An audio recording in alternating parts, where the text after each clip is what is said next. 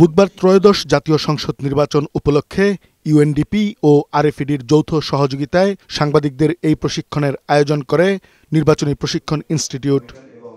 উদ্বোধনী অনুষ্ঠানে নির্বাচন কমিশনের সিনিয়র সচিব জানান, শতাব্দীর ভালো নির্বাচন আয়োজন করতে চায় কমিশন। রাজনৈতিক দলগুলো নেই মূলত তাদের মূল দায়িত্বটা পালন করবেন, কিন্তু আমাদের দায়িত্বটা হবে যে তাদের অবস্থানগুলোকে স্পষ্ট করে সামনে তুলে দেওয়া, কারণ আমরা একটা ভালো নির্বাচন চাই, শতাব্দীর ভালো নির্বাচন চাই। এ সময় নির্বাচন কমিশনার আবুল ফজল মোহাম্মদ সানাউল্লাহ বলেন, বাংলাদেশের গন্তব্য নির্ধারিত হবে আগামী সংসদ ভোটে।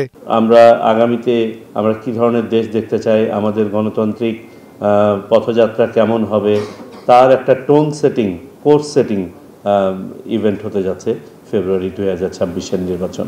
এদিকে বিকেলে নির্বাচন কমিশন থেকে নিবন্ধন সনদ গ্রহণ করেছে জাতীয় নাগরিক পার্টি এনসিপি। এ সময় এনসিপির প্রতিনিধি দল প্রধান নির্বাচন কমিশনার ও নির্বাচন কমিশন সচিবের সাথে বৈঠক করেন।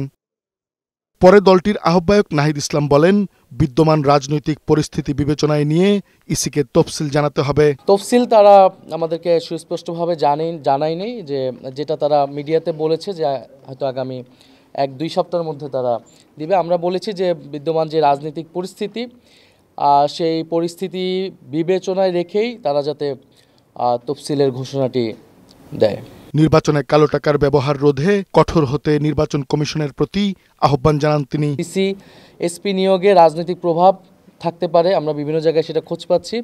নির্বাচন কমিশন যাতে এই বিষয়ে সচেতন হয়। কাজী ফরিদ, বৈশাখী সংবাদ, ঢাকা।